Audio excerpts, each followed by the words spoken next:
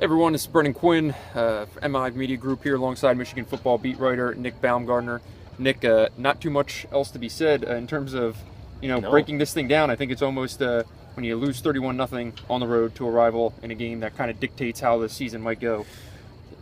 Where does this team go from here? Well, there wasn't many answers after the game from anybody really, and I think the playing, sort of did all the talking, Yep. I guess, on its own. Where do they go from here? This was the question I had going into the season. I don't know. I wanted to know what this team would do when adversity hit. In the middle of this game today, it didn't do anything. It didn't respond at all. It never got back off the mat. Got knocked down. It's laid there. Where they go from here is the key question for Brady Hoke, for his tenure, for everything, and this season especially. How they pick themselves back up. If they get better week to week, is Baumgardner going to improve on the mistakes that he continued to make, because they were the same mistakes that he was making last year.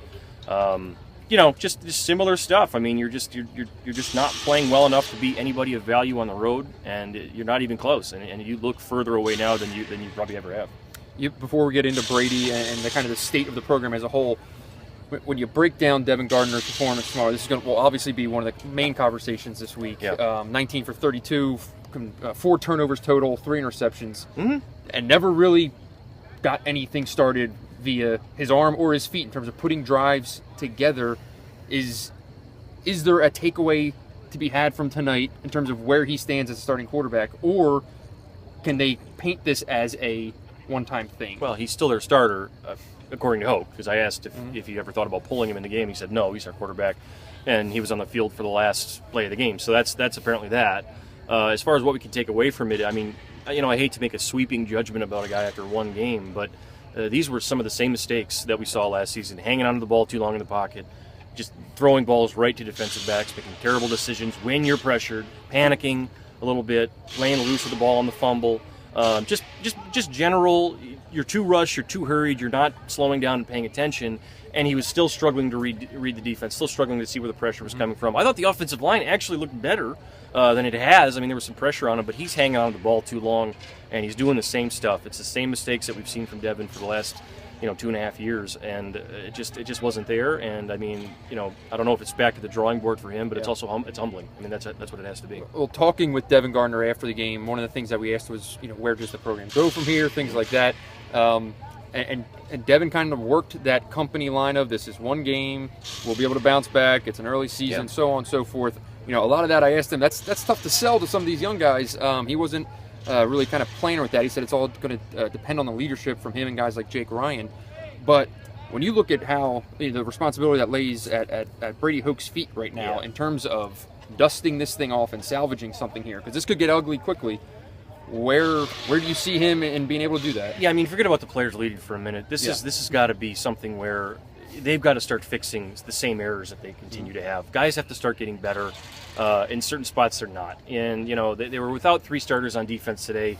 When Ray Taylor goes out, Peppers couldn't play, Morgan didn't play. But at the same time, if you want to play press coverage, I mean, your guys got, they were 2-3 yards cushion every time because they were getting beat. Your guys weren't ready to play. They weren't ready to play press coverage, and that didn't work for you. And then on the other side of the ball, the same stuff happened. You're letting up too much pressure, and your quarterback's making bad decisions. Guys have to start getting better, and they have to do it every week. And they can't make the same mistakes. This is the biggest thing. Are you getting better as a team, or are you staying the same and making the same mistakes? And this was a classic example of a team that was making the same mistakes they made all of last year. It's a new offensive coordinator, a shuffled defense, but the same look. And until that changes, I mean, that's Brady Hoke, and I assume he knows that. I think he does, and he's got to change it. Real quick, I guess, in terms of the roster newsworthy items, you were in there trying to get some updates from Brady, trying being the key word there. Run through the injuries real quick before we sign off. Wouldn't give any formal update on anybody other than Peppers. We asked why he wouldn't play. He said if he could have played, he would have, which means he was dressed and he went through warm-ups. Obviously tried to give it a go, couldn't go, so obviously the ankle's still a problem. Ray Taylor looked like a leg, no update there. Desmond Morgan had the arm in the sling, no update there. Devin said he was fine, Baumgardner, so he says he's fine. He took a big hit there at the end. Devin Funchess came back in the game and played, so I'm assuming he's fine, although we'll have to wait and see. But those were the 5 injuries I saw. Brady wasn't going to give an update on any of them, so we'll see if he does Monday, and I guess that's all we can do.